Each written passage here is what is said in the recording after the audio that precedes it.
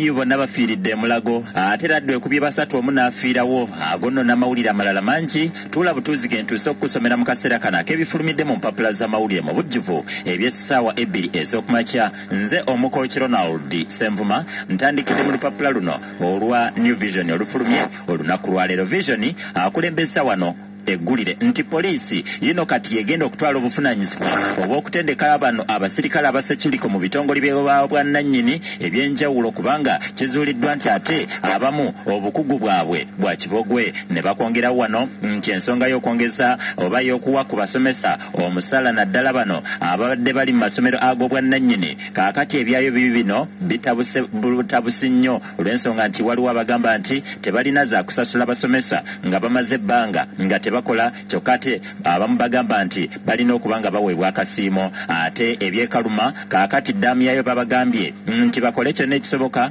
we gunaatuukira omwezi ogw'Okumi omwaka guno nga buli kimu kiwedde bulungi nnyo. Kaakati singa ddaamu eno ebeera emaliriziddwa okuzimbibwa ejja kuba efulumya megawatts 600 n'omusobyo. Byonna biri mu lupapula luno olwa New Vision afulumye olunaku lwa leero. Vision akuletedde wano nti poliisi eyongedde okulabula sekulabula yenna bannayuganda okubeera obulindaala olw'ebikolwa eby'obutujju ebiyinza okukolebwa mu ggwanga lyattu Uganda essaawa yonna ng'ekyo ekyaliwo mu mwaka ogwa 2010 bomu lwe zaakuba eyo erugogo n'ekabalagala. Kaakati ensonga ziri mu lupapula luno ate ne bakwongerawo bannakibiina kya NRM ensonga lwaki bongezaayo meetingi yaabwe ne bagamba nti waliwo bingi ebikyetaagisa okuba nga bikolebwa. Ne bakwongerawo wano ensonga za Dr. Jane Ruth Achenge agambibwa okuba nti yalabiddwako ng'ate ali mu bantu bangi nga tataddeeko kakookolo ku mumwa. Kaakati bibino byogezza abantu ebigambo ebiwera buli omu agamba nti naye ddala kyeyetaagisa kyabadde kisaanidde. Ate minisita ye alina naye bingi byayogedde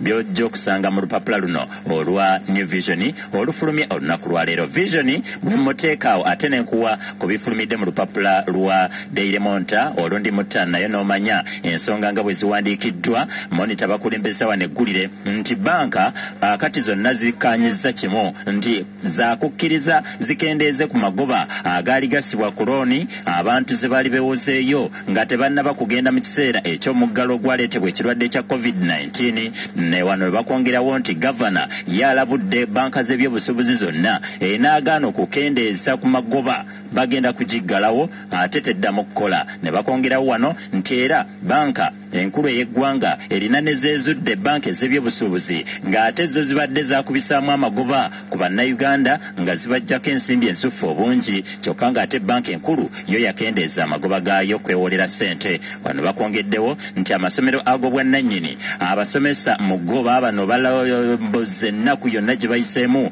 okuva ekirwadde kya COVID-19 lwekyabalukawo mu ggwanga lyattu Uganda. Ate bakwongeddewo wano nti abakugu bongedde ne boogera ku nsonga eya e-learning obokusomera ku mitimbagano nti mulowooze n'avaamu akalungi konna tegenda kuvaamu kirungi kyonna singa ebeera tekwatiddwa n'obwegendereza era neeyisibwa mu mitendera emituufu. Ne bakwongerawo wano nti enteekateeka z'okunoonya akalulu aka 2021 ate olowooza omubaka wa Kyaddondo ey'obuvanjuba Robert Kyagulanyi Ssentamu tebamukwatidde eri mu kitundu eky'ejjinja ng'agenze ku rediyo emu gy'abaakolera ensonga ze kaakati bamugaanyeeyo. Biri muno mu lupapula lwa Daily Monitor poliisi ensonga bwetyo bwe zifulumizza. Ne bakwongerawo wano nti abasuubuzi abaatwalanga emmaali yaabwe mu South Sudan kaakati baabano bagambye nti twetaaga okuliyirirwa awatali ekyo tugenda kukolawo akatiisa era bagambye nti ensonga zaabwe tezikwatiddwa bulungi. Ne bakwongeramu wano amawulire amalala mangi nnyo mu lupapula luno olwa Daily Monitor. Daily Monitor wa leero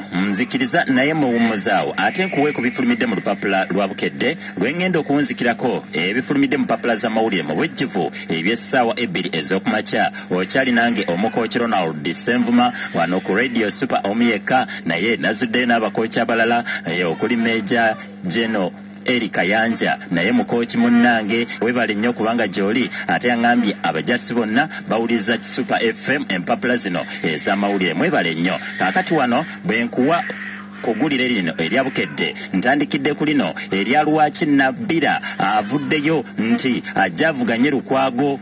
Kaakati eggulire balituwandiikidde bwe bati omubaka Nabbira Nagayi asisinkanye Bakakuyegebe n'abanjulira enteekateeka ey'akalulu ka 2021 kyalina abategeezezza nti tagenda kudda ku kifo kya bubaka bwa paalamenti okukiikirira Kampala ng'omubaka omukyala, wabula asazeewo ajja avuganye ku kifo kya Ssaalongo Erias Lukwago ekya Lord Mayor w'ekibuga Kampala. Lukwago tojja mukwatako era tosobola. Kaakati maomu ku baavuddeyo ye Makolo Kavuma agambye nti ebyo Nabira by'oliko omala bya mu bulago. Mu nsinkano ez'enjawulo Nabira mwe yasinkanidde abantu bazze oba abazze nga bamunoonyeza akalulu mu Kampala yabategeezezza nti byakoze mu paalamenti abikoze era kye kiseera kati aweereze bannakibuga Kampala mu kifo ky'obwa Lord Mayor.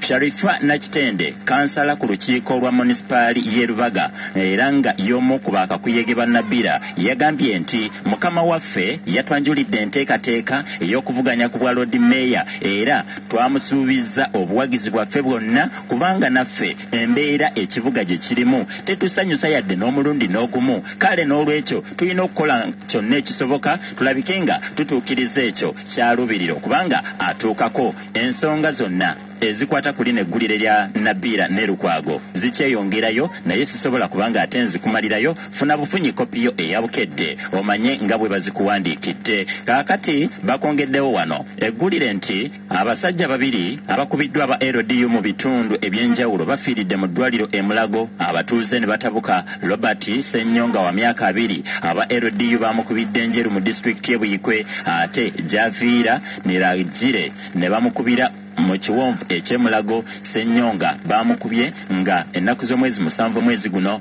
Ennyenga. Kaakati kigambibwa nti yabadde akedde kugenda ku mirimu ng'alina omuntu gwaweese ku pikipiki n'asanga aba LDU abagambibwa okumukuba n'anuubuka omubiri gwonna. Kaakati ababaddewo balumiriza nti Ssennyonga bwe yasanze aba LDU omu ku bo yaggyeyo emmundu n'agimukuba ku mutwe n'emenyeka. Olwo pikipiki n'emulemerera n'alyoka agwa wansi.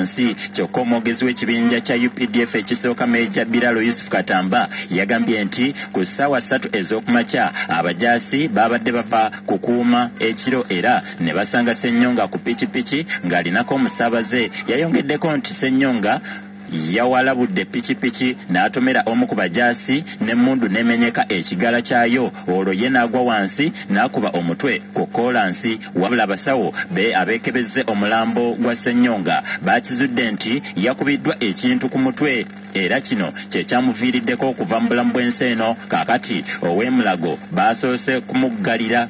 Ensonga ziri mu lupapula luno ezisinga ku zange zenkusomedde byonna ojjagula kopi ye ya bukedde ate omanye ebintu nga bwe biwandiikiddwa olunaku olw'olwaleero. Kaakati bukedde akwongedde wano eggulire eddala nti abaana 3 bakubiddwa laddu omu n'afiirawo. Abatuuze ku kyalo Kijuna Kitula mu tawuni kanso y'e Namayumba mu disitulikiti y'e Wakiso baguddemu ekyekango. Laddu bwekubye abooluganda 3 beesanze mu nnyumba nga beggamye enkuba. Omu n'afiirawo.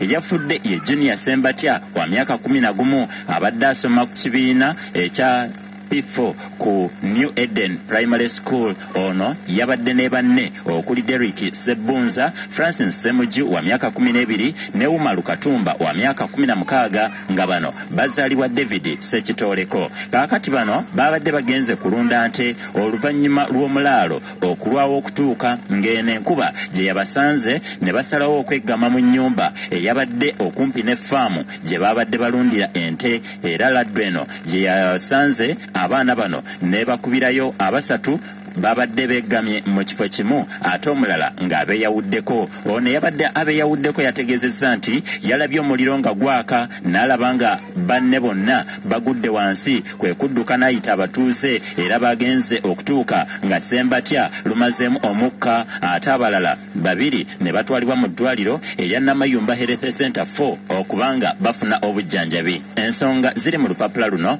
olwa bukedde afulumye olunaku lwaleero. Kaakati bukedde nzikiriza nga mpunzika ebifulumidde mu mpapula z'amawulire. Bano bantu bammwe tosaanidde kubanga obasubwa. Ensi eno waliwo betuwayiriza nti bagenze mu ggulu naye nga tebalinaayo bifo. Ate moto y'amaka buli ali enguzi aba yeesennyera nku ezirimu okya. N'ebifulumidde mu mpapula z'amawulire mu bujjuvu eby'essaawa 2 ez'okumakya bwe bityo bwe bitambudde. Nze Omukookiro Ronald Senvuma.